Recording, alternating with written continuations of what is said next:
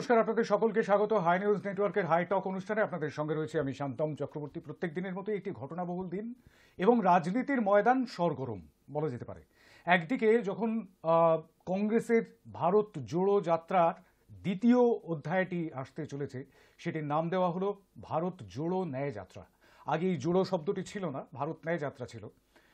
এবং সেই ন্যায় যাত্রা করতে চলেছেন রাহুল গান্ধী সহ তার যে সহকারীরা রয়েছেন, সহকর্মীরা রয়েছেন কংগ্রেসের। তারা গোটা দেশের 15টি রাজ্যে ঘুরবেন, তার মধ্যে পশ্চিমবঙ্গও রয়েছে। একদিকে যখন বিজেপি বিরোধী জোটের সবচাইতে বড় শরিক এই পদক্ষেপ করেছেন, অন্যদিকে বিজেপি বিরোধী জোটের আরও একজন শরিক, সেই শরিকের সম্পর্কে কংগ্রেসের প্রদেশ সভাপতি চ্যালেঞ্জ ছুড়েছেন, বহরমপুর চ্যালেঞ্জ ছুড়েছেন আরও একবার অধীর রঞ্জন চৌধুরী মমতা বন্দ্যোপাধ্যায়ের দিকে। মমতা বন্দ্যোপাধ্যায় দুটো সিট দিচ্ছেন কেন, সেই প্রশ্ন তুলে। একদিকে যখন এই ডামাডোল চলছে, সেই সঙ্গে সঙ্গে আবার তৃণমূল কংগ্রেসের অভ্যন্তরেও কিন্তু বেশ কিছু গোলমাল চলছে।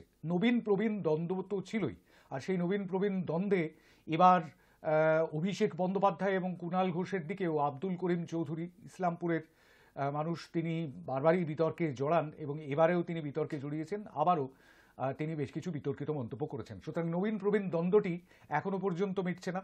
আর তারই মধ্যে বলাগড়ে ডামাডোল, এবং সেই বলাগড়ের ডামাডোলটা কীরকম, সেখানে যিনি বিধায়ক মনোরঞ্জন ব্যাপারী, তৃণমূল কংগ্রেসের বিধায়ক এবং অত্যন্ত বর্ষিয়ান একজন মানুষ, সাহিত্যিক, লেখক, তার সেই পরিচিতিটাও রয়েছে। অবশ্যই একসময় খেটে খাওয়া মানুষের দলেই তিনি ছিলেন। তিনি এই মুহূর্তে বিধায়ক, কিন্তু তার কিছু বিতর্কিত মন্তব্য, কিছু বিতর্কিত পোস্ট দলের অভ্যন্তরেই বেশ কিছুটা অসন্তোষ তৈরি করেছে। রুনা খাতুন, তিনি সেখানকার রাজ্য তৃণমূল যুব তৃণমূল কংগ্রেসের তিনি সম্পাদকও বটেন এবং সেই সঙ্গে সঙ্গে হুগলির জেলা পরিষদের সদস্যও বটেন। তো তার সম্পর্কে, তার সঙ্গে এবং তার স্বামীর সঙ্গে বাদানুবাদে জড়িয়ে পড়েছেন মনোরঞ্জন ব্যাপারী, যে বিষয়টি ইতিমধ্যেই বেশ কিছুটা অগ্নিগর্ভ পরিস্থিতি তৈরি করেছে। র্যাফ নামাতে হচ্ছে বলাগড়ের রাস্তায়, সেই ছবিটা কোনো দলীয় সমস্যাকে ঘিরে তৈরি হবে সেরকমটা কি ভেবেছিল বলাগড়ের মানুষ? বলাগড় হুগলি জেলার এই অঞ্চলটিকে নৌকা তৈরির কারিগরদের অঞ্চল বলে মনে করা হয়। নৌকা তৈরি হতো এখানে একসময় এবং এখনো হয়, সেখানে বহু কারিগর রয়েছেন। কিন্তু বলাগড়ে আরও একটি কারণে এবার একেবারে রাজ্যের শিরোনামে চলে এসেছে। রাজ্যের সংবাদ পরিবেশন করতে হলে তার শিরোনামে অবশ্যই বলাগড়কে রাখতে হচ্ছে। এইটাই আমরা অবশ্যই একটা অস্বস্তির বিষয়। সেই সঙ্গে সঙ্গে সুজয় কৃষ্ণ ভদ্র, অর্থাৎ কালীঘাটের কাকু যাকে বলা হয় কোট আনকোট, সেই সুজয় কৃষ্ণ ভদ্রের গলার কণ্ঠস্বরের নমুনা সংগ্রহ করা হলো এবং সেটা আদালতের নির্দেশেই হলো। সুতরাং সেটাও একটা অস্বস্তিকর জায়গা অবশ্যই রাজ্যের শাসক দলের, শাসক শিবিরের। সেই সব নিয়েই আমাদের আজকে আলোচনা থাকবে, যে অস্বস্তি কতটা এবং অস্বস্তি কিছু নয় এমনটাই কি, সেটাই আমরা একটু বোঝবার চেষ্টা করবো। আজকে আলোচনার মধ্যে আসবে অবশ্যই, তার মধ্যেই আরেকটা ভালো খবর অবশ্যই হয়েছে, সেটা হচ্ছে ডিএ বিজ্ঞপ্তি ইতিমধ্যেই রাজ্য সরকার জারি করে দিয়েছে। অর্থাৎ 1 জানুয়ারি থেকেই বর্ধিত হারে ডিএ পাবেন রাজ্য সরকারি কর্মীরা এবং অবসরপ্রাপ্তরাও। সুতরাং সেটা একটা ভালো খবর বটেই, সেটা স্বস্তির খবর রাজ্য সরকারি কর্মচারীদের কাছে। কিন্তু এই পরিস্থিতিতে দাঁড়িয়ে আমাদের আজকের আলোচনায় যোগ দিচ্ছেন যারা, তাদের সঙ্গে আলাপ করিয়ে দিই। আমাদের সঙ্গে যোগ দিচ্ছেন ভারতের জাতীয় কংগ্রেসের তরফে ভারতীয় জাতীয় কংগ্রেসের মুখপাত্র অশোক সরকার, স্বাগত জানাই অশোকদা। আমাদের সঙ্গে যোগ দিচ্ছেন ভারতীয় জনতা পার্টির মুখপাত্র রঞ্জন বিশ্বাস, স্বাগত জানাই আপনাকে। আমাদের সঙ্গে যোগ দিচ্ছেন রাজনৈতিক বিশ্লেষক জয়দেব ঘর, স্বাগত জানাই আপনাকে। আমাদের সঙ্গে যোগ দিচ্ছেন রাজনৈতিক বিশ্লেষক নীলাদ্রি বন্দ্যোপাধ্যায়, স্বাগত জানাই আপনাকে। আমি চারজনকেই স্বাগত জানিয়ে 2 মিনিটের আনইন্টারাপ্টেড পর্বে অবশ্যই যাব, কিন্তু তার আগে একটা ছোট্ট প্রতিবেদন আছে, সেই প্রতিবেদনটি একটুখানি দেখে নেব। ঠিক কি পরিস্থিতি বলাগড়ের, লোকসভা ভোট সামনেই, আর তার মধ্যেই এই রকম একটি ডামাডোল পরিস্থিতি কিভাবে তৈরি হলো দেখে নেব। দুয়ারে লোকসভা ভোট কড়া নাড়ছে। একদিকে বিজেপি বিরোধী মহাজোটের জটিলতা নিয়ে মাথা ঘামাতে হচ্ছে, অন্যদিকে দলের মধ্যে নবীন প্রবীণ দ্বন্দ্ব ঠেকাতে জেরবার তৃণমূল নেতৃত্ব। তার মধ্যেই বলাগড়ের তৃণমূল বিধায়ক মনোরঞ্জন ব্যাপারী ও তৃণমূলের রাজ্য যুবনেত্রী রুনা খাতুনের দ্বন্দ্ব সংবাদ শিরোনামে উঠে এসেছে। তাই ঘরের দ্বন্দ্ব ঢাকতে আপাতত মনোরঞ্জনকে তার বিধানসভা কেন্দ্র বলাগড়ে না যাওয়ার নির্দেশ দিলেন তৃণমূল শীর্ষ নেতৃত্ব। বৃহস্পতিবার বিধানসভার বাইরে সংবাদ মাধ্যমের মুখোমুখি হয়ে এমনটাই জানিয়েছেন বিধায়ক স্বয়ং। তিনি বলেন, আমাদের নেতৃস্থানীয় মনে করি, বন্ধুস্থানীয় মনে করি, শুভানুধ্যায়ী মনে করি, সেরকম জায়গা থেকেই আমাকে ফোন করে বলা হয়েছে আপাতত কয়েকদিনের জন্য আপনি বলাগড়ে যাবেন না। তবে নিজের প্রতিবাদ যে তিনি চালিয়ে যাবেন সে বিষয়ে অবশ্য স্পষ্ট করে দিয়েছেন বিধায়ক। মনোরঞ্জন জানিয়েছেন 7 জানুয়ারি ফেসবুক লাইভ করে তিনি আবারও নিজের মতামত জানাবেন। হুগলির বলাগড় পরিস্থিতি ক্রমশ জটিল থেকে জটিলতর হয়ে উঠছে। স্থানীয় বিধায়ক মনোরঞ্জনের বিরুদ্ধে থানায় অভিযোগ দায়ের করেছেন যুব তৃণমূল নেত্রী তথা জেলা পরিষদ সদস্য রুনা খাতুন। তার অভিযোগ, বিধায়ক তার নামে আপত্তিকর শব্দবন্ধ ব্যবহার করে সমাজ মাধ্যমে পোস্ট করেছেন। রুনার দাবি, পরে বিধায়ক সেই পোস্ট মুছে দিলেও তার স্ক্রিনশট ভাইরাল হয়ে গিয়েছে। বৃহস্পতিবার বলাগড় থানায় এ ব্যাপারে অভিযোগ দায়ের করেন তিনি। যদিও নিজে ডিলিট করে দেওয়া সেই পোস্ট প্রসঙ্গে মনোরঞ্জন বলেছেন, পোস্টটি করার 20 সেকেন্ডের মধ্যে আমি আমার মন্তব্য মুছে দিই। যারা শকুনের মতো আমার ফেসবুকের দিকে তাকিয়ে থাকে তারাও এই অল্প সময়ের মধ্যে স্ক্রিনশট নিয়ে তা ভাইরাল করে দিয়েছে।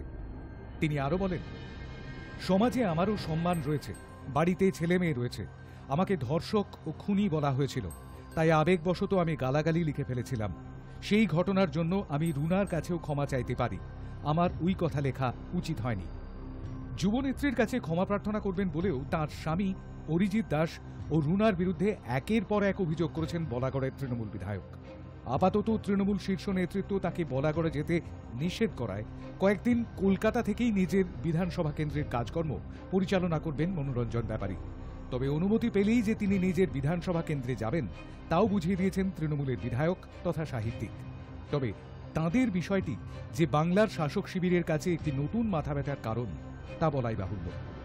High News Network. করছিলাম, এটা কি একটা নতুন মাথা ব্যথার কারণ হলো রাজ্যের শাসক দলের কাছে? আমি নীলাদ্রি বন্দ্যোপাধ্যায়কে দিয়ে শুরু করবো। 2 মিনিট আনইন্টারাপ্টেড। নীলাদ্রি।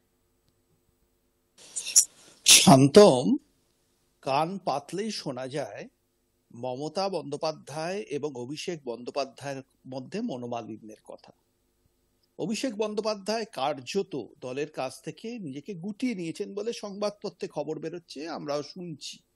সেখানে দাঁড়িয়ে মনোরঞ্জন ব্যাপারীর কার সাথে মনোমালিন্য হলো, এটা কি বড় খবর, না মমতা আর অভিষেকের মনোমালিন্যটা বড় খবর? কিন্তু আপনারা তো মমতা আর অভিষেকের মনোমালিন্য নিয়ে খবর করবেন না, সেই জন্য মনোরঞ্জন ব্যাপারে নিয়ে আমাদের বলতে হয় সম্ভবত। এখন প্রশ্নটা হচ্ছে যে এই বিভিন্ন মানুষ তৃণমূলের মধ্যে যে অন্তর্দ্বন্দ্বটা চোখে পড়ছে, এর কারণ হচ্ছে সবাই বুঝতে পারছে যে দলটা কার্যত দুর্নীতির দায় ত্রাসের ঘরের মতো ভেঙে পড়তে চলেছে। ঠিক যেভাবে সিপিএম একদিন কার্যত নিশ্চিহ্ন হয়ে গেল, বাংলা থেকে শূন্য হয়ে গেল, তৃণমূলে একই ঘটনাটা ঘটতে চলেছে অনেক আগে। সেই জন্য মানুষ বেরিয়ে যাওয়ার পথ খুঁজছে, আর বেরিয়ে যাওয়ার একটা খুব ভালো পথ হচ্ছে দলের কর্মীদের সাথে, সহযোদ্ধাদের সাথে একটা সংঘর্ষে চলে যাওয়া, যাতে সেই অজুহাতে তারা দল ছেড়ে বেরিয়ে যায়। আদর্শের জন্য, নীতির জন্য আমরা বেরিয়ে যেতে চাই। তা কালকে আমি আশ্চর্য হব না, মনোরঞ্জন ব্যাপারী, তিনি শিক্ষিত মানুষ, ভালো সাহিত্যিক, নিচু তলা থেকে উঠে এসছেন, সেই মানুষটাও যদি দল ছেড়ে বেরিয়ে যান। আসলে তৃণমূলের এখন বর্তমান যা পরিস্থিতি, তাতে কোনো বহু সৎ মানুষ আছেন তৃণমূলে, কোনো সৎ শিক্ষিত মানুষেরা তৃণমূলে থাকা সম্ভব নয় সম্ভবত। কারণ মানুষ পথে ঘাটে সর্বত্র বলছে তৃণমূল মানে চোর, চোর মানে তৃণমূল। এটা একেবারে মানে মানুষের মধ্যে প্রচলিত হয়ে গেছে। ঠিক যেমন 1989 সালে এক সময় কথা প্রচলিত হয়েছিল, গলি গলি মে চোর হ্যায়, রাজীব গান্ধী চোর হ্যায়। তারপর কিন্তু কংগ্রেস পরবর্তী নির্বাচনে আর ক্ষমতায় ফিরতে পারেনি। আজকে পশ্চিমবঙ্গের তৃণমূলের অবস্থাটা ঠিক সেরকম হয়েছে। এই অভিযোগগুলো সত্যি না মিথ্যে সময়ই বলবে, কিন্তু বাস্তব মানুষ দেখতে পাচ্ছে দুর্নীতির দায় একের পর এক নেতা জেলে যাচ্ছেন এবং তারা জামিন পাচ্ছেন না আদালত থেকে, সিবিআই বা ইডি থেকে নয়। তাই সিবিআই ইডির দিকে আঙুল তুলে বা তাদের অজুহাত দেখিয়ে কোনো লাভ হচ্ছে না। মানুষের পারসেপশনে তৃণমূল নেতারা চোর, তৃণমূল কর্মীরা চোর, এটাই প্রতিষ্ঠিত হচ্ছে। তাই সৎ মানুষেরা দল ছেড়ে বেরোতে চাইছেন। মনোরঞ্জন ব্যাপারীও সম্ভবত সেই অজুহাত খুঁজছেন দল ছেড়ে বেরিয়ে যাওয়ার। সেই জন্য এই ধরনের একটা, কি বলবো, সামান্য ইস্যুকে একটা বড় ইস্যু করে তিনি একটা অজুহাত তৈরি করছেন। আমি এইটুকুই আমার মনে হচ্ছে। আমি আসবো অবশ্যই পরবর্তীকালে ক্রস ডিসকাশনে, কিন্তু অশোক সরকার এবং রঞ্জন বিশ্বাসের কাছে যাওয়ার আগে আমি একবার জয়দেব ঘরের কাছে যাব। 2 মিনিট আনইন্টারাপ্টেড। জয়দেব। হ্যাঁ, ঠিকই তো। বিজেপি মানেই মোদি ডিটারজেন্ট পাউডার আর বিজেপি মানেই যেমন ওয়াশিং মেশিন, ঠিক সেরকম ভাবেই বিজেপির ওয়াশিং মেশিনে চোর চোরটা চিটিংবাজরা গেলে পারেই সাধু হয়ে যায়, আর মোদি ডিটারজেন্ট সাবানে ধুয়ে গেলেই নারদায় তোয়ালে মোড়া নিয়ে টাকা যে সে এখন বিরোধী দলনেতা হয়ে যায়। এটাই বিজেপির আসল রূপ। বিজেপিতে যেন কোনো দ্বন্দ্ব নেই। দিলীপ ঘোষ, এই সামান্য কদিন আগে আমি পশ্চিম মেদিনীপুর থেকে ঘুরে এলাম, ওখানেও গলি গলি মে শোর হ্যায়, দিলীপ ঘোষ শুভেন্দু অধিকারী কো ঘুষনে নেই দেতা হ্যায়। পশ্চিম মেদিনীপুরে শুভেন্দু অধিকারীর যাওয়ার অধিকার নেই, সুকান্ত মজুমদারের বকলমে সভাপতি কিন্তু দল চালাচ্ছে শুভেন্দু অধিকারী, কার্যত কান্নায় ভেঙে পড়ছে দিলীপ ঘোষ। কান্নায় যারা বিজেপি করতো তারা তৃণমূল নব্য বিজেপির জন্য নাকি বাড়িতে বসে গেছে। এ তো বিজেপির কার্যবিবরণী বৈঠকে লেখা হয়েছে এবং বারবার বলা হয়েছে তৃণমূল থেকে আসা নেতাদের দাপাদাপিতে বিজেপির পুরনো যারা কর্মী তারা বাড়িতে বসে গেছে, তারা আর বিজেপি করতে চাইছে না, বিজেপিতে আর বিজেপি বা আরএসএস এর কর্মীদের ঠাঁই নেই, তৃণমূলের থেকে আসা নেতাদের ভিড়ে ভিড়াক্কার। এবং তাই তো দেখা যাচ্ছে কার্যত বঙ্গ বিজেপিকে হাইজ্যাক করে নিয়েছে শুভেন্দু অধিকারী। আর শুভেন্দু অধিকারী কংগ্রেসি ঘরানার, তার পুরো পূর্বপুরুষ কংগ্রেসি ঘরানার, এবং তিনি এককালে নামাজ পড়েছেন, আজকে বলছেন যে ওরা 70 আমরা 30, আমরা 30 ওরা 70। আজকে তিনি জয় শ্রীরামের ধ্বনি দিচ্ছে, একদিন আল্লাহু আকবরের ধ্বনি দিয়েছেন। তো এই বেনজলি তো আজকে বিজেপি চালাচ্ছে পশ্চিমবঙ্গে। তবু কিনা বিজেপি বলবে তাদের ঘরে কোন্দল নেই। দিলীপ ঘোষ আজকে সভাপতি নেই, তাতে সব থেকে তো বেশি দুঃখ নীলাদ্রিদা পেয়েছে, কারণ নীলাদ্রিদা দিলীপ ঘোষ ঘনিষ্ঠ, আবার কেউ শুভেন্দু ঘনিষ্ঠ, তিনি আনন্দ পেয়েছেন। তো এই যে ঘনিষ্ঠ লবি, এ তো বিজেপিতে সব থেকে বেশি। সব থেকে বড় কথা, 2021-এর ভোট নাকি কৈলাস বিজয়বর্গী হারিয়ে দিয়েছে তৃণমূলের থেকে টাকা নিয়ে। তৃণমূলের থেকে টাকা নিয়ে বিজয়বর্গী এবং অমিত মালব্য নাকি ভোটটাকে হারিয়ে দিয়েছে। কার্যত তো এই অভিযোগই নীলাদ্রি দ্বারা করেছিলেন। তো এই দলীয় কোন্দল যারা ক্ষমতায় নেই তাদের মধ্যে আছে, সেখানে একটা 213টা আসন পাওয়া, একটা বিপুল ম্যান্ডেট নিয়ে আসা, এবং গ্রামে গঞ্জে ওয়ার্ডে বুথে সর্বত্র সবাই তৃণমূল যখন হয়, তখন 51বর্তী পরিবারে বাপ কাকা জ্যাঠা খুড়ো তাদের মধ্যে যখন ঝগড়া হয়, তাদের ঝগড়া নিয়ে মামলা আদালতে কোর্টে লোককে যেতে হয়, ঘরে নিজের মায়ের পেটের ভাই বা নিজের ভাই ভাই লড়াই হয়, সেখানে তৃণমূল কংগ্রেসের মতন এত বড় দলে সামান্য এইটুকু তো হবেই। এর থেকে তো বেশি ক্ষমতায় না এসে বিজেপিতে হয়ে আছে। অতএব বিজেপি আগে নিজেকে নিয়ে ব্যস্ত থাকুক, নীলাদ্রিদা তার বিশ্লেষণ করুক, Trinamool Congress enough to capable to manage all this, এবং আবার 42 করার জন্য তৃণমূল কংগ্রেস ঠিক ভোটের আগে দেখবেন পূর্ণতা তৈরি থাকবে, চিন্তা করবে। তৃণমূল কংগ্রেসের জোট শরিক, অর্থাৎ তৃণমূল কংগ্রেস যে জোটে রয়েছেন সেই দলের মানে সেই জোটের বড় দল, বড় শরিক কংগ্রেস, কিন্তু সেই কংগ্রেস তীর নিক্ষেপ করতে ছাড়ছে না রাজ্যে যারা ক্ষমতায় রয়েছেন তৃণমূল কংগ্রেসকে। তারা কি বলছেন শুনবো। অশোক সরকার, অশোকদা 2 মিনিট আনইন্টারাপ্টেড আপনার। আমরা আসন্ন যদি লোকসভা নির্বাচন আসছে তাতে আমরা লড়াই করব এবং মানুষের আশীর্বাদ নিয়ে আশা করছি মোদির মতো একটা ফ্যাসিস্ট লোককে সরাতে পারে। কারণ এখন বিজেপি বলে না, এখন মোদি বলে। এখন বিজেপি বা নান্ডু, ওদের যে জোটের নাম নান্ডু জোট, সেই জোট তো আর বলে না, ওরা তো এখন বলে মোদি, সবকিছুতে মোদি। সুতরাং এই জোটকে হারাবার জন্য আমরা লড়াই করব। আমাদের নেতা মাননীয় রাহুল গান্ধী, আমাদের রাজ্য সভাপতি হরিশ চৌধুরী একসাথে লড়াই করবে। সেই লড়াইয়ের ফলাফল কি হবে সেটাকে জনগণ যখন ভোট দেবে তখন বুঝে যাবে, তার আগে তো বুঝে যাবে না। কিন্তু রাস্তায় আছি, রাস্তায় থাকবো, আর ভোটের লড়াই আমরা লড়বো। এখানে অন্য দল বা অন্য কিছু, অন্য দলের ব্যাপারটা আমি বলতে পারছি না বা আমি বলতে চাই না। অন্য দলের ব্যাপার সেই দল ঠিক করবে। কারণ সেই দলের যে ঘটনা কি হয়েছে না হয়েছে না জেনে কোন রকম আমি মন্তব্য করতে চাই না। দেখুন, রাজনীতিতে উত্থান পতন, পারস্পরিক বিশ্বাস অবিশ্বাস এটা থাকে, কিন্তু সেটাকে যখন ওই সমাজ মাধ্যমে বা মিডিয়া আকারে চলে আসে তখন ওটা লজ্জাজনক হয় সেই দলের পক্ষে। আমি এটাই বলতে চাই, যারাই রাজনীতি করছেন বা যে দলেই থাকেন, অন্তত এইটুকু মুখ চেপে থাকুন যে আমার সংঘাতটা আমি দলের মধ্যে মেটাবো, এটা আমার নিজস্ব ধারণা, আমি সেটা প্রকাশ করলাম। এই যে কয়েকদিন ধরে না, কয়েক মাস ধরে চলছে, হ্যাঁ, এই এমএলএ এর সঙ্গে ওই এমএলএ ঝগড়া, ওইখানকার সভাপতির সঙ্গে চেয়ারম্যানের ঝগড়া, একটু দেখে আসছি। সুতরাং এই ঘটনাটাই নতুন কিছু নয়। ওই অফিস ভাঙাভাঙিটা একটু বাড়াবাড়ি মনে হয়েছে আমার, ওটা না করলেই হতো আর কি। হ্যাঁ, ইলেকশনের আগে এগুলো না করলেই হতো। আর বাদ বাকি বলে আমি কোনো জবাব দেবো না, বেশ, কারণ সে জবাব দেওয়ার উত্তর দেওয়ার দায়িত্ব হলো যে সেই দলের, এবং উত্তর দেবে সেই দলের লোক। বেশ। আমি সেই দলের প্রতিনিধি করছি না, সুতরাং আমি জবাব দিতে পারছি না। জোট সঙ্গী হতে পারেন, কিন্তু দলের অভ্যন্তরীণ বিষয়ে ঢুকতে চাইছেন না অশোক সরকার। একদম ঠিক, আপনার স্ট্যান্ডটা বুঝতে পেরেছি। রঞ্জন বিশ্বাস কি বলছেন 2 মিনিট আনইন্টারাপ্টেড শুনবো, তবে তার আগে একটুখানি জুড়ে দিতে চাইবো যে একটা অসন্তোষ যেটা বললেন অশোক দা, যে বেশ কিছুদিন ধরেই চলছে। আমরা অর্জুন সিং এবং সোমনাথ শ্যামের মধ্যেকার দ্বন্দ্ব, সেই দ্বন্দ্বটাও বারবার আসতে দেখেছি আমাদের সংবাদপত্রের শিরোনাম হয়ে। তো সেই গুলো বেশ কিছুটা অস্বস্তির কারণ কি শাসক শিবিরের, সেটাই আমরা একটু জানতে চাইছি। রঞ্জন বিশ্বাস, 2 মিনিট আনইন্টারাপ্টেড আপনার। সকলকে শুভ সন্ধ্যা।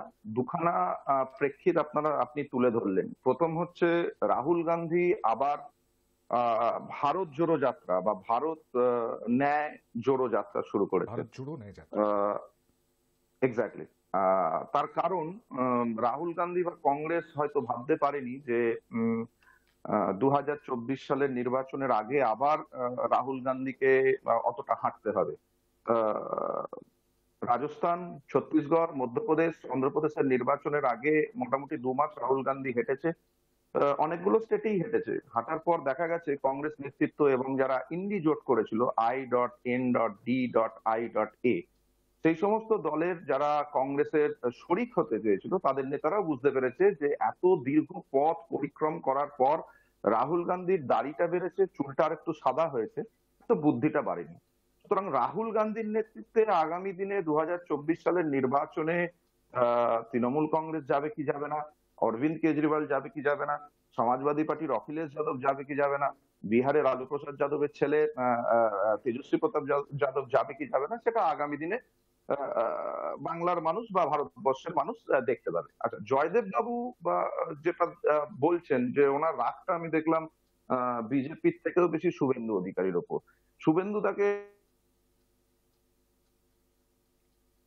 রঞ্জন বোধহয় আনইন্টারাপ্টেড পর্বে ইন্টারাপ্ট করলো ইন্টারনেট, আমার মনে হয় সেটাই হয়তো হবে।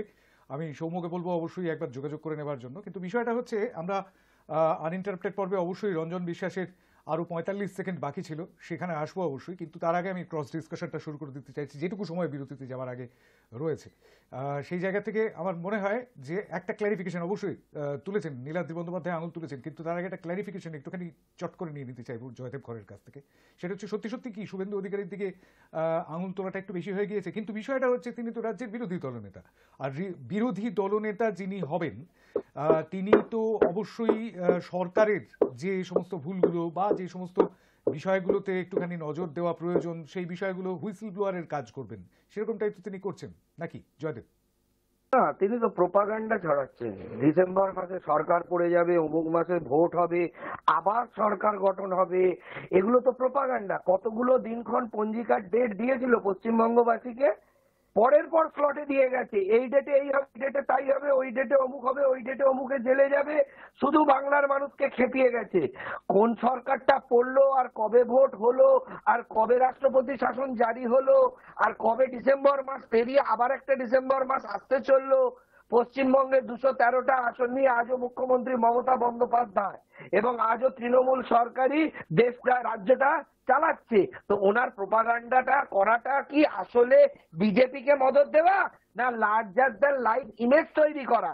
আমি বলে দিচ্ছি, আমার কাছে খবর আছে, আমি সংবাদ মাধ্যমকে জানিয়ে দেবো, আমি আপনাদের বলে দেবো, সব ভেতরের খবর আমি বলে দেবো। বিজেপি কোথাও নেই তো, পুরো বিজেপির দলটাকেই হজম করে নিয়েছে শুভেন্দু অধিকারী। এই লীলাদ্রিদাই তো কিছুদিন আগে আক্ষেপ করেছিল যে দিলীপ ঘোষ চলে যাওয়ায় দলটা একদম পিছনের সারিতে চলে গেছে। আগে দলটা জিততে জানতো, শুভেন্দু অধিকারী আসার পর আর জিততে পারছে না। এটা তো নীলাদ্রিদাই, যিনি কিনা দিলীপ পন্থী, তিনিই বলেছিলেন যে শুভেন্দু অধিকারীর হাতে বিজেপির অবনতি হয়েছে, বরং 3 থেকে 77 দিলীপ ঘোষের আমলেই গেছে বিজেপি, কিন্তু আজকে 77 থেকে 70-এ চলে এসেছে কিন্তু শুভেন্দু অধিকারীর আমলে। জয়দেব সেই কারণে জয়দেব জাস্টিফাই করছিলেন যে ঠিক কি কারণে শুভেন্দু অধিকারীকে তিনি তীর নিক্ষেপ করছেন। আমি রঞ্জন বিশ্বাসের 45 সেকেন্ড বক্তব্য বাকি রয়েছে, আমি সেই জায়গাটা দেবো, আনইন্টারাপ্টেড বক্তব্য, তারপরে আচ্ছা আচ্ছা আচ্ছা, আমি যেটা বলছিলাম আর কি, যে সমস্ত পরিবারতান্ত্রিক দল রয়েছে যারা ডাইনাস্টিক পলিটিক্স করে, সে আপনি কংগ্রেস দেখুন, সে সমাজবাদী পার্টি দেখুন, সে আরজেডি দেখুন, সে তৃণমূল কংগ্রেস দেখুন, এই সমস্ত পরিবারতান্ত্রিক দল যাদের নীতি থাকে না, যাদের আদর্শ থাকে না, যাদের ইডিওলজি থাকে না, এদের যখন একটা পাওয়ার শিফটিং হয়, অর্থাৎ একটা জেনারেশন থেকে আরেকটা জেনারেশনের হাতে পাওয়ার শিফটিং বা ক্ষমতায়নটা হয়, সেই সময় কিন্তু একটা দ্বন্দ্ব থাকে বা দ্বন্দ্ব তৈরি হয়। আমরা কি দেখেছিলাম? 2014 সালে তৃণমূল কংগ্রেস বলেছিল ফেডারেল ফ্রন্ট, 2019 সালে তৃণমূল কংগ্রেস কল্যাণ বন্দ্যোপাধ্যায়, সুদীপ বন্দ্যোপাধ্যায়, মমতা বন্দ্যোপাধ্যায় বললো 2019 বিজেপি ফিনিশ। তারপরে বিজেপি 2 থেকে বেড়ে সাংসদ সংখ্যা 18 হলো। 2021 সালে আমরা প্রধান বিরোধী দলের ভূমিকা পালন করছি। যে ভারতীয় জনতা পার্টি পশ্চিমবঙ্গে ছিল না, সিপিএম থেকে শুরু করে কংগ্রেস বলতো ভারতীয় জনতা পার্টিকে তো দূরবীন দিয়ে খুঁজে পাওয়া যায় না, সেই বিজেপি এখন পরিষদীয় বিরোধী দলটা শুভেন্দু অধিকারী, সেই বিজেপির ভোট পার্সেন্ট তৃণমূল কংগ্রেসের থেকে 3%-এর ডিফারেন্স। অর্থাৎ পশ্চিমবঙ্গে ভারতীয় জনতা পার্টি একদিকে যখন কংগ্রেস সিপিএম শূন্য হয়ে গেছে, বিকল্প শক্তি হিসেবে উঠে আসছে।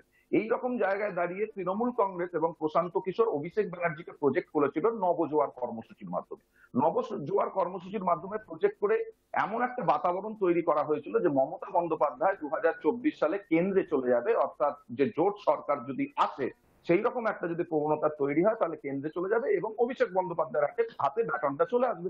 কিন্তু রাজস্থানের নির্বাচনের ফলাফল কি হলো? ছত্তিশগড়ের নির্বাচনের ফলাফল কি হলো?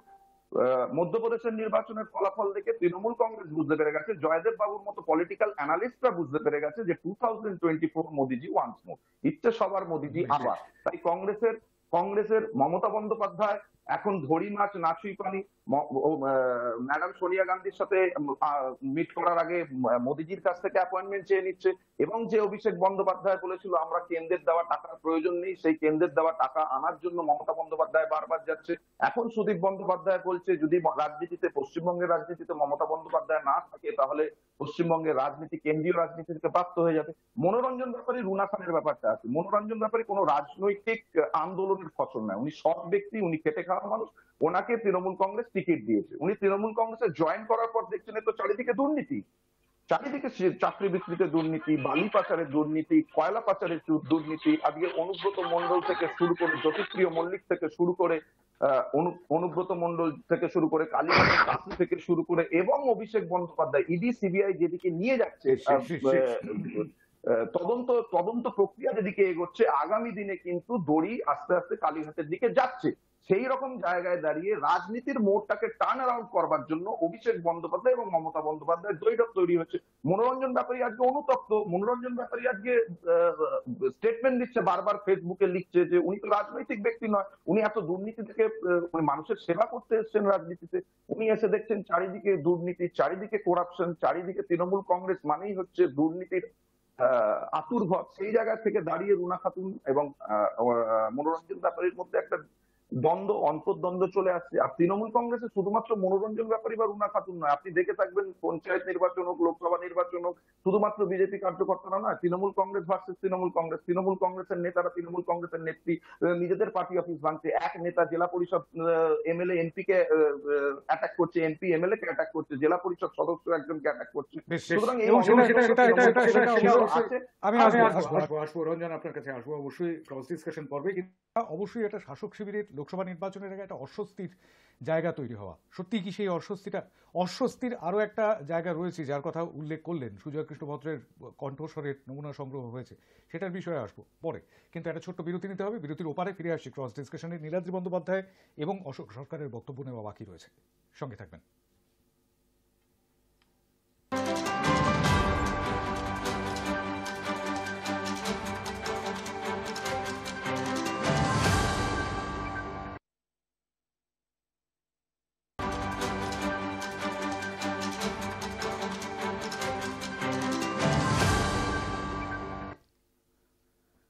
ফিরে এলাম বিরতির পর। আরও একবার স্বাগত জানাবো অশোক সরকার, নীলাদ্রি বন্দ্যোপাধ্যায়, জয়দেব ঘর এবং রঞ্জন বিশ্বাসকে আমাদের আজকের আলোচনায়। একটু ক্রস ডিসকাশন পর্বে আমরা ছিলাম। একদিকে সামনেই লোকসভা ভোট, আর কয়েকদিনের মধ্যেই হয়তো ঘোষণা হয়ে যাবে লোকসভা ভোটের, এবং তারপর অবশ্যই তোড়জোড় ইতিমধ্যেই শুরু হয়ে গিয়েছে বিভিন্ন রাজনৈতিক দলগুলোয়। রাজ্যের শাসক দল তৃণমূল কংগ্রেস, তাদেরকে নানান বিষয়ে মাথা ঘামাতে হচ্ছে। একদিকে একদম শুরুতেই বলেছিলাম বিজেপি বিরোধী মহাজোট, তার নেতৃত্ব কে দেবে রাজ্যে সেই জটিলতা নিয়ে তারা অবশ্য নিশ্চিত যে তারাই নেতৃত্ব দেবেন রাজ্যে। এখন সেক্ষেত্রে অন্য শরিক দলগুলির সঙ্গে তাদের যে ক্ল্যাশ, তাদের যে সংঘাত, সেই সংঘাতটাকে তাদের মেনে নিতে হচ্ছে। অন্যদিকে দলের মধ্যে নবীন প্রবীণ দ্বন্দ্ব, তার মধ্যে বিভিন্ন নেতা নেত্রীদের মধ্যে নিজেদের মধ্যে দ্বন্দ্ব শুরু হয়ে গিয়েছে। এগুলো চরম অস্বস্তির বিষয় অবশ্যই, আর সেই চরম অস্বস্তির বিষয়টাকে বেশ খানিকটা রেলিশ করছে, বেশ খানিকটা তাতে উৎফুল্ল হচ্ছে কি বিজেপি শিবির। আমি সেই জায়গাটাতে আসবো একটু নীলাদ্রি বন্দ্যোপাধ্যায়ের কাছে। শান্তম, আরেকটা অস্বস্তির বিষয়ে আপনি এড়িয়ে গেলেন যে কোনো কারণেই, সেটা হচ্ছে মমতা বন্দ্যোপাধ্যায়ের আর অভিষেক বন্দ্যোপাধ্যায়ের দ্বন্দ্ব। আচ্ছা, দ্বন্দ্ব তো সব দলেই থাকে, কিন্তু আপনারা কখনো শুনেছেন সোনিয়া গান্ধী আর রাহুল গান্ধীর মধ্যে দ্বন্দ্ব? কখনো শুনেছেন অমিত শাহ আর নরেন্দ্র মোদীর মধ্যে দ্বন্দ্ব? কিন্তু তৃণমূলে এটা হয় যে মমতা আর অভিষেকের মধ্যে দ্বন্দ্ব কেন হয়? কারণ হচ্ছে তৃণমূলের তো কোনো আদর্শ নেই। অমিত তৃণমূল শাহ আর নরেন্দ্র আরে মোদীর কি মধ্যে মুশকিল! দ্বন্দ্ব তো হয়। सत्यपाल मालिक तो आप বলেছেন ও আপনার ছাড়িয়া স্বপ্নে গয়া হয়, হ্যায়, ছাড়িয়া আপনার গয়া হ্যায়। স্বপ্নে হয়। সত্যপাল মালিকের কথাটা কি বলেন। মিথ্যে? উনি আপনার থেকে তো দামি মানুষ, এক্স গভর্নর এবং বিজেপির একজন বরিষ্ঠ নেতা। উনি বলেছেন অমিত শাহ নরেন্দ্র মোদীকে বলেছে ছাড়িয়া গয়া হ্যায়। এই ডায়লগ তো একদম হয়েছে আপনার ওপেন প্ল্যাটফর্মে রয়েছে। না, হয়েছে। দ্বন্দ্ব নেই আপনি বললেন, আমি কারেকশন করে দিলাম যে আচ্ছা, অমিত শাহ এবং নরেন্দ্র মোদীর মধ্যেও দ্বন্দ্ব প্রবল, মিডিয়া দেখায় না, এই যা। না, মত পার্থক্য তো হতেই পারে, সেটাই তো গণতান্ত্রিক না, অবস্থা। মত পার্থক্য রাজতান্ত্রিক কি কোনো নিয়ে বিষয় হলে শান্তম, তাহলে কারণটা বুঝতে হবে। এটা কি মতাদর্শগত দ্বন্দ্ব? মানে মমতা ডেপুটি পিএম হওয়া বন্দ্যোপাধ্যায় নিয়ে। আবার মমতা বন্দ্যোপাধ্যায়ের অভিষেক বন্দ্যোপাধ্যায় কি কোনো মতাদর্শগত ফারাকের কারণে দ্বন্দ্ব? সেটা নয়। আসলে অভিষেক মুখ্যমন্ত্রী হতে চাইছেন। এবার মুখ্যমন্ত্রী সেরকম কোনো হতে অফিসিয়াল চাইলে খবর আমার কাছে নেই। মমতাকে হাইপোথিসিস গল্প, আষাঢ়ে গল্প ফেলেছে এই সন্ধ্যেবেলা, অফিসিয়াল খবরগুলো আর আমার আপনি কাছে আরে কি এলাও এগুলো করছেন মুশকিল! শান্তনদা। এগুলো জল্পনা ওনার মন হিসেবেই গড়া বাইরে মানে কথা উনি বলে যাবেন বাংলার আপনার মানুষকে সময় শুনতে অভিষেক হবে এই সন্ধ্যেবেলা বন্দ্যোপাধ্যায় নিয়ে বসে। অভিষেক না না, বন্দ্যোপাধ্যায় নিয়ে ওনার কথা বলা আষাঢ়ে বারণ। গল্প উনি এই দেখুন, ফাটবেন আর বাংলার বলুন মানুষকে আপনি। শুনতে হবে। বাংলার মানুষকে তো এই আষাঢ়ে গল্প দিলে হবে না। উনি ওনার মন জয়দেব দা, গড়া হয়ে গেলে কাহিনীগুলো বলবেন। শুনিয়ে আমার দিচ্ছেন। প্রশ্ন ছিল তাহলে হয়ে আমি গেলে যদি বলি বলবেন। অমিত শাহ প্রধানমন্ত্রী হতে চাইছে, নীতিন গডকরি প্রধানমন্ত্রী হতে চাইছে, যোগী আদিত্যনাথ প্রধানমন্ত্রী হতে চাইছে উত্তরপ্রদেশে মোদীকে হারিয়ে দেবে, তাহলে এই গল্পগুলো শুনতে হবে। অশোকদা হাত তুলেছিলেন, আমি অশোকদার কাছে যাবো, আমি নীলাদ্রির কাছে আসবো আবার ওই প্রশ্নটা নিয়ে, কিন্তু তার আগে আমি একবার অশোকদার কাছে যাবো। অশোকদা আঙুল তুলেছিলেন। অশোকদা, আজকে বোধহয় অভিষেককে নিয়ে কথা বলা বারণ, তাই না শান্তম? না না, আসলে অবশ্যই কাকু বলবেন, কিন্তু কাকুর বিষয়টা গলায় হচ্ছে, মোদী, বিষয়টা অমিত হচ্ছে, শাহ, আমি বলি যোগী আদিত্যনাথ থাকতে বাকি অভিষেক বন্দ্যোপাধ্যায় কেন? জয়দেব, আরো তো আমি সবাই এক আছে লাইনে উত্তরটা রাজনৈতিক দিয়ে কুশীলব। জয়দেব এক লাইনে আমি উত্তরটা দিয়ে দিই নীলাদ্রি বন্দ্যোপাধ্যায়। সেটা হচ্ছে অভিষেক বন্দ্যোপাধ্যায় এবং মমতা বন্দ্যোপাধ্যায় সম্পর্কে যে জল্পনাগুলো ছড়িয়েছিল 1 জানুয়ারির আগে, সেই জল্পনাগুলো বেশ খানিকটা থিতিয়ে গিয়েছিল, কিন্তু আমি জানি না এখনো পর্যন্ত আরো প্রবল হয়েছে শান্তম, কি বলছেন? নীলাদ্রি এবং বেশ কয়েকজন ঠিক এখনো ঠিক, পর্যন্ত আগে যোগী বিষয়টাকে আদিত্যনাথ আরো এবার প্রবল হয়েছে। 2024 এবং প্রধানমন্ত্রী হবার জন্য উত্তরপ্রদেশে পুরোপুরি হারাবে বিজেপিকে। উত্তরপ্রদেশে পুরোপুরি বিজেপিকে হারাবে যোগী আদিত্যনাথ। মমতা বন্দ্যোপাধ্যায়ের আপনি কেন যোগী আদিত্যনাথ, অমিত শাহ আর নরেন্দ্র মোদীর ঝগড়াটাকে লুকোতে চাইছেন? বেশ বেশ আপনিও সেই ঝগড়াটা আমি সামনে আমি আনুন। ঝগড়াটা পরে হবে, আমি একটু আমি অশোকদার কাছে বুঝলাম আজকে অভিষেক আমি নিয়ে আসছি। বলা বারণ, নীলাদ্রি, বলবো এক না। মিনিট, আমি একটু অশোকদার কাছে আসি। অশোক সরকার অনেকক্ষণ আগে আঙুল তুলেছিলেন। অশোকদা, বলুন। অশোকদা আঙুল তুলেছিলেন, আমি একটা প্রশ্ন তার সঙ্গে জুড়ে দিই, যেটা নীলাদ্রিকেও করেছিলাম। নীলাদ্রি অবশ্য কর্ড লাইনে নিয়ে চলে গেলেন বিষয়টিকে, কিন্তু বিষয়টি হচ্ছে যে বিরোধীদের বেশ খানিকটা তারা কি অর্থাৎ বিজেপির শিবিরের বেশ খানিকটা এটাতে তারা মজা পাচ্ছেন এবং এই বিষয়গুলোকে তারা রাজনীতির ময়দানে অর্থাৎ লোকসভা ভোটের আঙিনায় নিয়ে আসবেন, সেক্ষেত্রে জোট সঙ্গী হিসেবে আপনাদের কি বক্তব্য? দেখুন, জোট হলে পরেও এখনো তো আসল সমঝোতা হয়নি, ভারতবর্ষে কোথাও হয়নি। আজকে এই খবরের কাগজে দেখছিলাম যে জেডিইউ অরুণাচলে তাদের প্রার্থী ঘোষণা করেছে। এগুলো নিশ্চয়ই জোট হিসেবে এগুলো তো দুঃখজনক ঘটনা। যত তাড়াতাড়ি সম্ভব আসন নিয়ে একটা বসে এই জিনিসটা মিটিয়ে ফেলা দরকার, এটা আমার নিজের ধারণা। আর 2 নম্বর ধারণা যে আজকে কোথায় কোথায় উঠছিল আর কি, শুভেন্দু অধিকারী, দিলীপ ঘোষ, হ্যান ত্যান। দেখুন, শুভেন্দু অধিকারী বিরোধী দলনেতা হয়েছেন, অনেক বিজেপির লোকেদের হারিয়েই মানে হয়েছেন আর কি, বিজেপির লোকেদের বাদ দিয়ে হয়েছেন। উনি যেটা করে বেড়াচ্ছেন, এখন তো আমরা ছোটবেলায় সার্কাস দেখতাম, সেখানে একটা বিরাট পার্ট ছিল জোকারের। তো সার্কাসে ইন্ডিয়াতে তো সার্কাস দেখাচ্ছে, ক্যাপিজের খেলা দেখাতো, সবকিছু হতো। উনি ঠিক জোকারের এখন মতো করে ইংরেজিতে যাচ্ছেন, আর সার্কাস বাংলার মানুষ, বাংলার গ্রামের মানুষ জোকার দেখতে আনন্দ পায়, জোকারের কথা শুনতে আনন্দ পায়। রাহুল গান্ধী সব থেকে বড় জোকার যা করছে সমগ্র ভারতবর্ষে, এরকম বিরোধী দল আমরা দেখিনি। সমগ্র ভারতবর্ষের সব থেকে বড় জোকার রাহুল গান্ধী দলনেতা হিসেবে, কিন্তু এইরকম মানে একটা জোকার দলনেতা বিরোধী দলনেতা দেখিনি। একটা অশিক্ষিতর মতো কথা বলে, একটা কথার কোনো ভার কিছুই নেই। এটা আশা করিনি বিরোধী দলনেতার কাছ থেকে। বেশ, মানে অশোকদাও ব্যক্তিগতভাবে পছন্দ করেন না শুভেন্দু অধিকারীকে? হ্যাঁ, বললাম অশোকদাও ব্যক্তিগতভাবে পছন্দ করেন না শুভেন্দু অধিকারীকে। আমি আমার সাথে কোনো সম্পর্ক নেই, Right. চেনাশোনা নেই, আলাপও নেই, তো কি করে আমি ওকে পছন্দ জায়গা নেই। আমি ওই বেশ। টিভিতে দেখি মাঝে মধ্যে, না উনি দেখে পছন্দ মনে হয় যে করুক বা উনি নাই করুক, উনি সুন্দর বিরোধী জোকারের দলনেতা মতো তবুও কাজ রাজনীতি করছেন। এবং মমতা বন্দ্যোপাধ্যায়কে হারিয়ে বিরোধী দলনেতা। ওনার পছন্দ লোডশেডিং আরামে লোডশেডিং এ হওয়ার নেতা, লোডশেডিং করে বিরোধী দলনেতা। ওর থেকে তো দিলীপ ঘোষ ভালো ছিল, ওর থেকে দিলীপ ঘোষ কেন হলো না এটা বড় বেশ, প্রশ্ন। কিন্তু আমি আবার মূল প্রশ্নে ফিরে আসি। না না, লোডশেডিং এর নেতা এক মিনিট আমি 2021 ফিরবো না, আমি 2021 ফিরবো না, 2024 দিকে তাকাবো। আলটিমেটলি জয়দেব রঞ্জন, অধিকারী তৃণমূলের জয়দেব এবং রঞ্জন, দিলীপ ঘোষ তো আরএসএস এর নেতা। জয়দেব রঞ্জন, দিলীপ ঘোষ তো জয়দেব আরএসএস এর রঞ্জন। নেতা। দিলীপ ঘোষ আরএসএস এর নেতা। দিলীপ ঘোষকে ছেড়ে আমি 2021 ফিরবো না, আমি 2024 দিকে তাকাবো। আমি 2024 দিকে তাকাবো, 2024 দিকে তাকাবো। জয়দেব, সত্যি কি অস্বস্তির কারণ নয়? আমি 30 সেকেন্ড সময় দিলাম আপনাকে আনইন্টারাপ্টেড। রঞ্জন এক মিনিট, রঞ্জন এক মিনিট, রঞ্জন এক মিনিট, রঞ্জন এক মিনিট, রঞ্জন এক মিনিট, বঞ্চিত হলো ওই তৃণমূলের শান্তি শান্তি শান্তি শান্তি শান্তি শান্তি শান্তি শান্তি শান্তি ওই তৃণমূলের শান্তি নেতাকে শান্তি বিরোধী শান্তি দলনেতা শান্তি করতে হয়েছে। শান্তি শান্তি শান্তি শান্তি একটু জল খেয়ে নিন, একদম জল খেয়ে নিন, তারপর একটা প্রশ্নের উত্তর দিন। দিলীপ ঘোষ কেন হলো না জয়দেব ঘট, জয়দেব ঘট, আপনি আগে উত্তর দিন না। এক মিনিট, দলের ব্যাটন কার দিকে এক মিনিট, যাবে? রঞ্জন, আপনারা কল্যাণ বন্দ্যোপাধ্যায়, রঞ্জন, রঞ্জন, রঞ্জন, বলবেন আপনারা আঞ্চলিক তৃণমূল কংগ্রেসের সর্বভারতীয় সাধারণ সম্পাদক যাকে বসিয়ে রেখেছেন, আপনাদের দল তৃণমূল কংগ্রেস পশ্চিমবঙ্গের বাইরে কোথায় রয়েছে? আপনারা তো ত্রিপুরায় গেছিলেন বিজেপিকে আটকাবার জন্য, আপনারা তো আসামে গিয়েছিলেন। দক্ষিণ ভারতে আপনারা কোথায় রয়েছেন? বেশ বেশ বেশ বেশ বেশ, একটা বিশাল বড় ক্যানভাস তৈরি করেছেন, বিশাল বড় ক্যানভাস। সেই ক্যানভাস থেকে একটু ছোট করে নিয়ে আসি, এটা ছোট্ট প্রতিবেদন দেখাবো আমাদের দর্শকদের। সেটা হচ্ছে যে সুজয় কৃষ্ণ ভদ্র, সেটি আরেকটি নতুন অস্বস্তি, নতুন নয় পুরনো, বেশ কিছুদিন হয়ে গিয়েছে, সেই গত বছরের মে মাস থেকে সেই অস্বস্তি চলছে। সেই অস্বস্তিটা ঠিক কোন জায়গায় এই মুহূর্তে, সেটা আমরা একটুখানি দেখবার চেষ্টা করব, যে ঠিক কোন পরিস্থিতিতে আদালতের নির্দেশে সুজয় কৃষ্ণ ভদ্র, অর্থাৎ যাকে কালীঘাটের কাকু কোট আনকোট বলা হচ্ছে, তাঁর কণ্ঠস্বরের নমুনা সংগ্রহ করলো ইডি গতকাল মাঝরাতে। দেখে নেব। অবশেষে মুখ খুললেন কালীঘাটের কাকু ওরফে সুজয় কৃষ্ণ ভদ্র। ইডি সুজয় কৃষ্ণ ভদ্রের কণ্ঠস্বরের নমুনা সংগ্রহ করল। বুধবার রাতে প্রায় 5 মাস পর কাকুকে হাসপাতাল থেকে বের করে নিয়ে যাওয়া হয় জোকা ইএসআই হাসপাতালে। ইডি আধিকারিকদের কাছে থাকা ভয়েস স্যাম্পেলে 3টি বাক্য বলানো হয় সুজয় কৃষ্ণকে। জানা যাচ্ছে শুধু সাউন্ড প্রুফ নয়, ইকো প্রুফ রুম তৈরি করে রাখা হয়েছিল জোকা ইএসআইতে। কণ্ঠস্বরের নমুনা সংগ্রহের সময় সেখানে উপস্থিত ছিলেন বিশেষজ্ঞ চিকিৎসকেরাও।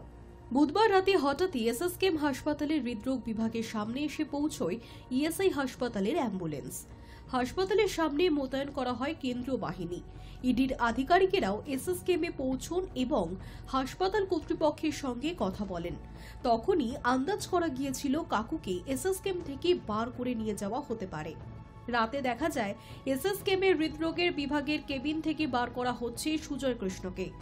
খয়েরি রঙের চাদর মুড়ি দিয়েছিলেন কাকু, মুখে ছিল মাস্ক। হুইল চেয়ারে করে তাকে বার করে তোলা হয় অ্যাম্বুলেন্সে। বেরোনোর সময় কাকু কোনো কথা বলেননি। ইএসআই হাসপাতালেও অ্যাম্বুলেন্স থেকে বার করে হুইল চেয়ারে তোলা হয় কাকুকে। কণ্ঠস্বরের নমুনা সংগ্রহের পর রাত 3:20 নাগাদ সুজয় কৃষ্ণকে ফের ইএসআই হাসপাতাল থেকে এসএসকেএমে ফিরিয়ে আনা হয়। গত 30 মে 11 ঘন্টা জিজ্ঞাসাবাদের পর সুজয় কৃষ্ণকে গ্রেফতার করেছিল ইডি। তারপরের দিন তাকে ব্যাংশাল আদালতে পেশ করে ইডি জানিয়েছিল নিয়োগ দুর্নীতি সংক্রান্ত একাধিক গুরুত্বপূর্ণ তথ্য সুজয়ের কথায় ফোন থেকে মুছে দিয়েছিলেন পেশায় সিভিক ভলেন্টিয়ার রাহুল বেরা।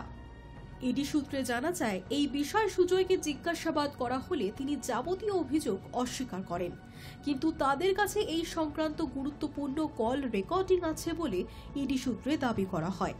হাসপাতাল সূত্রে খবর, ওই কল রেকর্ডিংয়ে থাকা কথোপকথনের মধ্যে নির্দিষ্ট কিছু শব্দ কাকুকে দিয়ে বারংবার বলানো হয়েছে। রাহুলকে তথ্য মোছার নির্দেশ দেওয়া ব্যক্তিটি সুজয় কৃষ্ণই ছিলেন কিনা এতে তা নিশ্চিতভাবে বোঝা যাবে বলে ইডি সূত্রে খবর। High News network.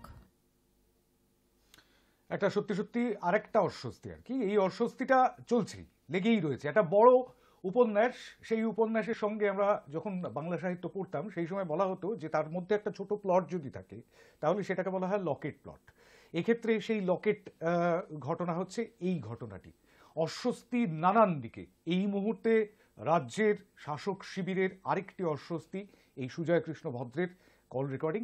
এটা কিন্তু হলো আদালতের নির্দেশে, গতকালই সেই নির্দেশ দেওয়া হয়েছিল হাইকোর্টের তরফ থেকে। সুতরাং এটা শুধুমাত্র ইডি বা সিবিআই বা তদন্তকারী সংস্থা ইত্যাদি বললে হবে না, সেক্ষেত্রে কিন্তু আদালতের নির্দেশও রয়েছে। আমি আসবো, সকলের কাছে আসবো, কিন্তু তার আগে একবার জয়দেব ঘরের কাছে যাব। 1 মিনিট আনইন্টারাপ্টেড। জয়দেব। মহামান্য আদালত রায় দিয়েছে, তার ভিত্তিতে হচ্ছে, সেগুলো ঠিক আছে, কিন্তু সন্দেহের অবকাশ হয় যখন বিজেপির তাবড় নেতারা সেই নিয়ে কি হতে পারে সেই সম্পর্কে আগাম পূর্বাভাস দেয়, তাহলে তখনই কোথাও সন্দেহের উদ্রেক হয় যে মহামান্য হাইকোর্ট যে আদেশ দিল তার পরবর্তীতে ইডি সিবিআই কি করবে সেটা আগে ভাগে বিজেপির নেতারা জেনে যাচ্ছে কি করে এবং বিজেপির নেতারা বলছে কি করে, এবং একের পর এক শুভেন্দু অধিকারী এবং বিজেপির তাবড় নেতারা নাম করে করে বলছে কে কে যাবে, কার কার পরে যাবে। আদালত তো নিশ্চয়ই বিজেপিকে বলেনি, আদালত তদন্ত করতে বলেছে, তা সেই তদন্তটা ইডি করবে। সেখানে বিজেপি এতগুলো নেতা যাদের নাম তাদের কাটা, পথের কাটা, তাদের নাম বলছে, আর তাদেরকে ইডি এসে খপাখপ করে ধরছে এবং জেলে পুরে রাখছে, এবং মাস 5 6 7 হয়ে যাচ্ছে, কাউকে কিছু প্রমাণ করতে পারেনি। আমরা সুদীপ বন্দ্যোপাধ্যায়ের ক্ষেত্রেও দেখেছি, কুণাল ঘোষের ক্ষেত্রেও দেখেছি, সবাইকেই ধরে নিয়ে গেছে, কাউকে কি আজ পর্যন্ত দোষী সাব্যস্ত করতে পেরেছে না দোষী প্রমাণিত করতে পেরেছে? সেই জন্যই তো বলছি যে সবার বিরুদ্ধে সবাই সব রকম ভাবে বাজার গরম করছে, কিন্তু আলটিমেটলি এটা যে মোদী সাহেবের অঙ্গুলি হিলনে হচ্ছে এটা বুঝতে কারুর বাংলার মানুষের অসুবিধে নেই। তাই সারদা নারদায় অত বাজার গরম করেও বিজেপি 77 পার করতে পারেনি, আর বাংলার মানুষ 213টা আসন দিয়ে তৃণমূলকে আবার ক্ষমতায় তৃতীয়বারের জন্য পাঠিয়ে দিয়েছে। লোকসভা নির্বাচন সামনে, বিধানসভা নির্বাচন পেরিয়ে এসেছি আমরা 3 বছর আগে, কিন্তু সেই লোকসভা নির্বাচনের আগে এক নয়া অস্বস্তি, নতুন অস্বস্তি, এবং সেই অস্বস্তির কারণ হিসেবে, অর্থাৎ পিছনের যে কারণ, সেই কারণ হিসেবে অঙ্গুলি হেলনের কথা বলছেন জয়দেব ঘর। অশোক সরকার কি বলছেন? অশোক দা, 1 মিনিট আনইন্টারাপ্টেড আপনার। আমি এই কাকুর সম্বন্ধে একটা কথা বলতে চাই। কাকু দোষী কি দোষী নয় কোর্ট বিচার করবে। আপাত দৃষ্টিতে আমাদের মনে হচ্ছে উনি এই ষড়যন্ত্রের মানে চাকরির ব্যাপারে উনি জড়িত, চাকরি চুরির ব্যাপারে। কিন্তু আমার দুটো প্রশ্ন থেকে যাচ্ছে।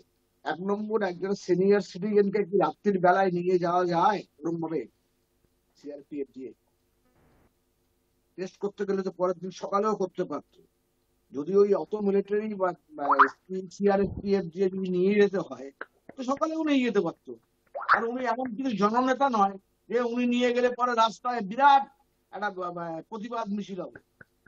এগুলো তো কি হচ্ছে বুঝতে পারছি না। আর কাকুর মানে ব্যাকগ্রাউন্ডটা, ওনার তো তৃণমূল ব্যাকগ্রাউন্ড নয়, ওনার হলো কি আরএসএস এর ব্যাকগ্রাউন্ড। ওনার দাদা হলো প্রচারক, উনি স্বয়ংসেবক, ওনার বোনও প্রচারিকা মানে দুর্গা বাহিনীর সদস্যা। তারা সারা জীবন ত্যাগ করে মানে সমাজ মানে আরএসএস এর জন্য ত্যাগ করে এসছে, জয়দেব বাবু দেশ আনন্দ সেবার পাচ্ছে। জন্য ত্যাগ করে এসছে। এখন এই জিনিসটা বোঝার আছে, এটা কি একটা গোটা হচ্ছে।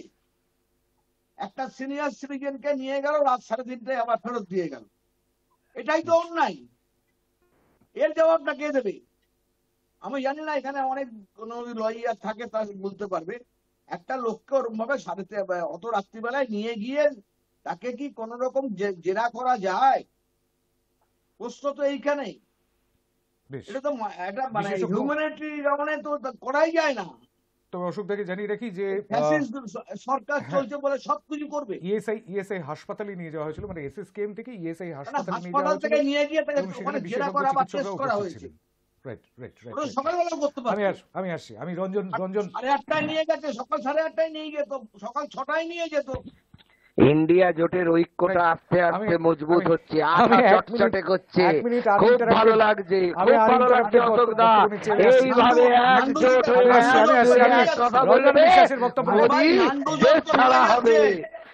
ইয়েস ইয়েস নান্ডু অশোক যত দা, ভেঙে যাচ্ছে। এই তো আঠা চটচটে হচ্ছে বেশ, ইন্ডিয়া বেশ, জোটে। বেশ, বেশ, ভালো বেশ। কথা তো। আমাদের আলোচনার সময় শেষ হয়ে আসছে, তাই রঞ্জন বিশ্বাসের কাছে আমি 1 মিনিট আনইন্টারাপ্টেড শুনবো। রঞ্জন। না না, অশোক বাবু আর জয়দেব বাবু কাছাকাছি চলে এসছে অনেকটাই, খালি অধীর রঞ্জন চৌধুরী আর মমতা ব্যানার্জি ব্যাপারটা বুঝতে পারছে না। ব্যাপারটা হচ্ছে কালীঘাটের কাকু।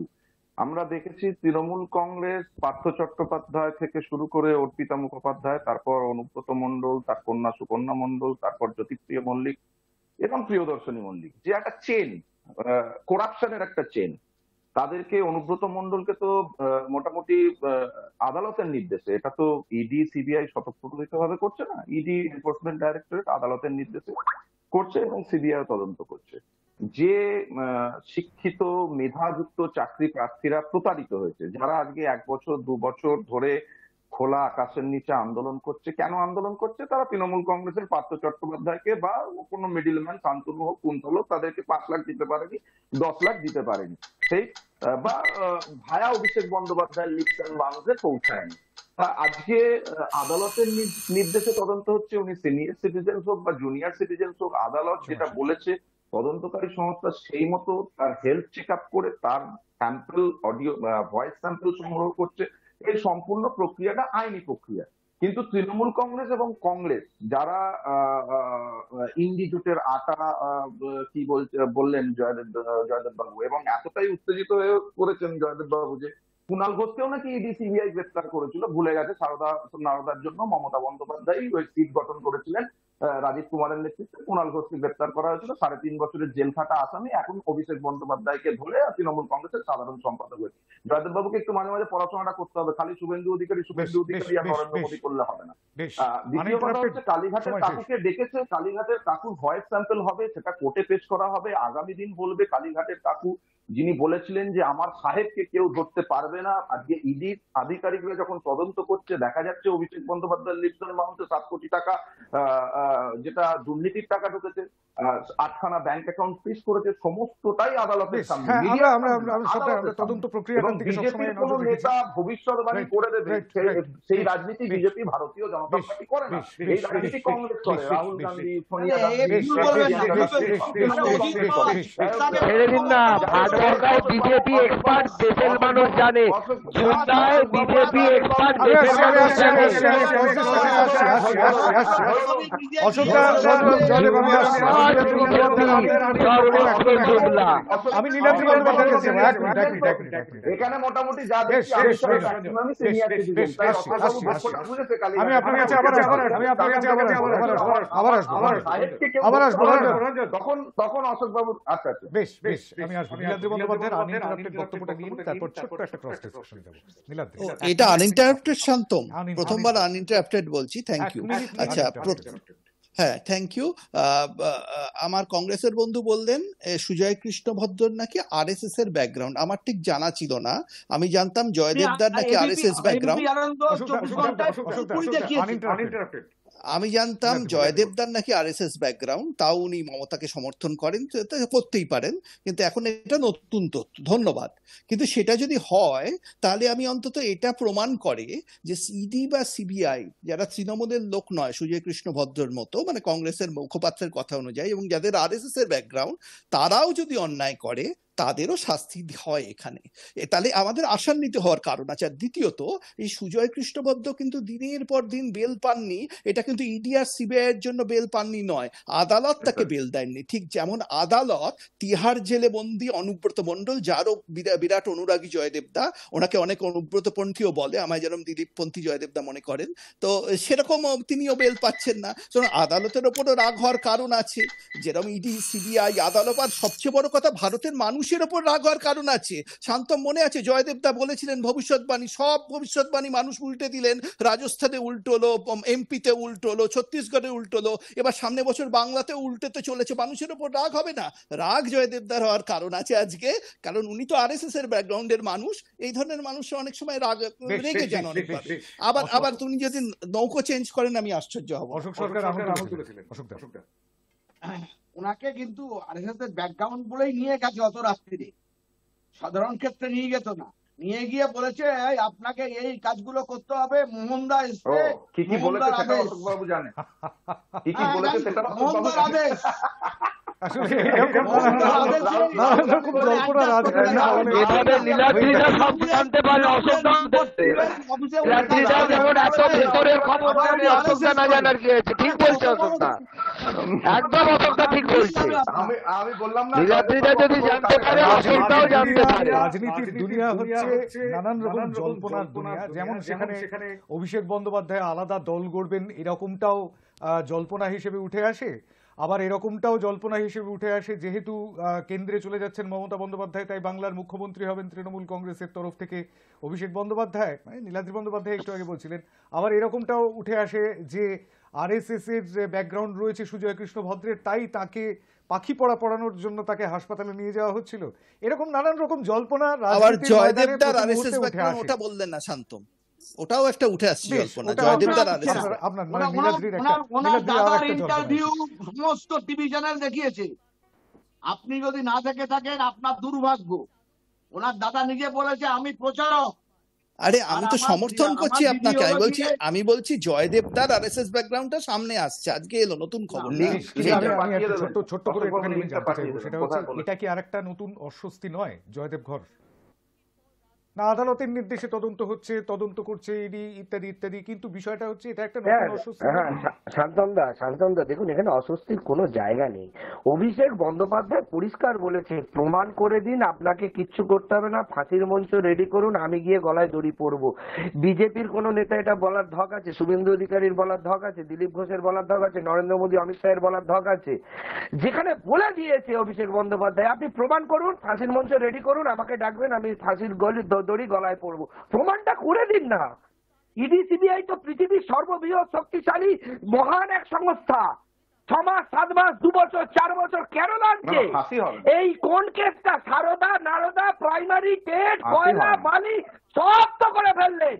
সিবিআই ইডি কি এতটাই অপদার্থ যে এক একটা মামলাকে শেষ করতে 4 বছর 5 বছর লাগিয়ে দেবে? আমরা বিশ্বাস করি না। আমরা তো জানতাম ইডি সিবিআই ধরবে মানেই তাকে ফিনিশ করে দেবে এবং ধরবে মানেই প্রমাণ করে দেবে। তাহলে ইডি সিবিআই কেন করতে পারছে না? ইডি সিবিআই এত কম্পিটেন্ট হওয়া সত্ত্বেও প্রমাণ কেন করতে পারছে না? প্রমাণ করলেই তো হয়ে যায়, লেটার ছুটে যায়।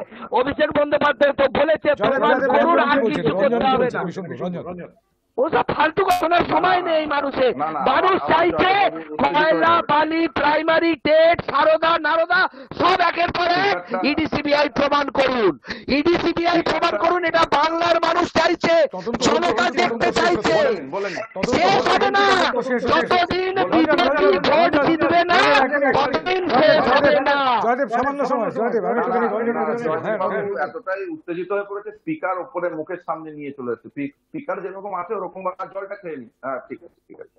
না, ফাঁসির মঞ্চে ফঞ্চে স্বাধীন ভারতবর্ষে আমি যতদিন বড় হয়েছি, আমার 38 বছর বয়সে, আমি তো ওই নাটা কেন?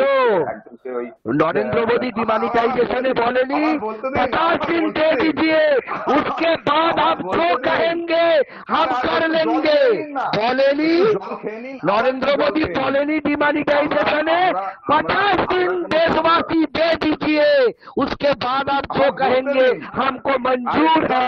কালটা উদ্ধার হচ্ছে পার্সোনাল অ্যাটাক করলেন, তাই আপনাকে উত্তরটা দিতে এলাম।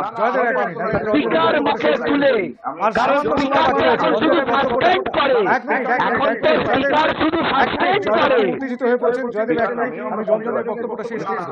একজন প্লিজ, প্লিজ, সামান্য লমেকার ডায়মন্ড হারবার মডেল, ডায়মন্ড হারবারের সাংসদ, তাকে ফাঁসির মঞ্চে কেন ঝুলতে হবে? ফাঁসির মঞ্চে ঝোলার তো কোনো প্রয়োজন নেই। কারণ তার কনফিডেন্স আছে যে ইডি সিবিআই কিছু প্রমাণ করতে পারবে না। জেলা তদন্ত চলছে।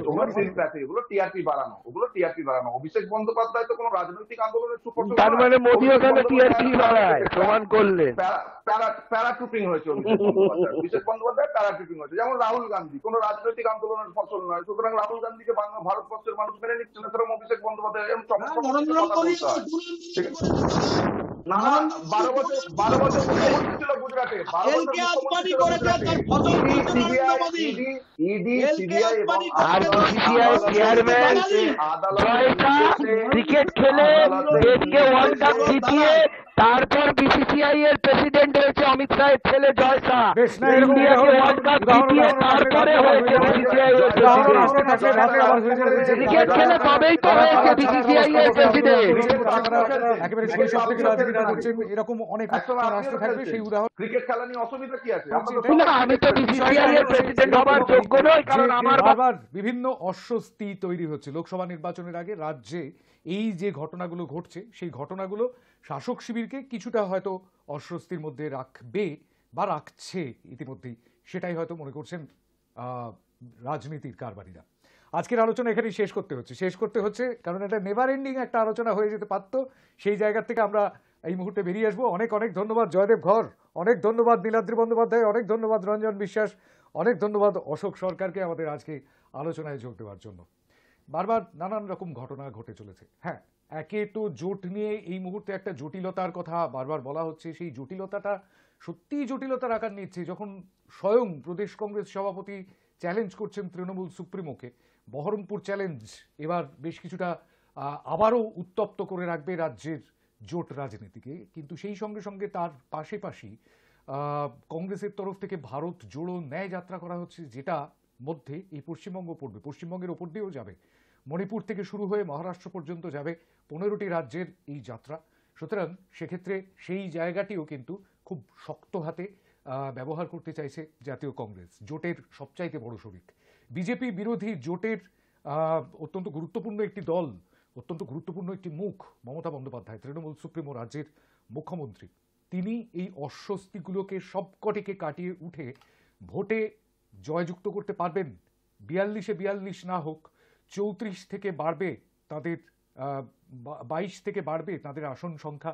34 থেকে 22-এ নেমে আসতে হয়েছিল 2019-এ, সেই 22 থেকে কি বাড়বে তাদের আসন সংখ্যা, নাকি যে টার্গেট দিয়ে গিয়েছেন অমিত শাহ 35টি আসনের, সেই জায়গায় পৌঁছে যাবে বিজেপি? এই সব কিছুর উত্তর মিলবে লোকসভা নির্বাচনে। সামনেই লোকসভা ভোট, সুতরাং আসুন সবাই মিলে সেই দিকে নজর রাখি। আজকের হাইটক এই পর্যন্ত। নমস্কার।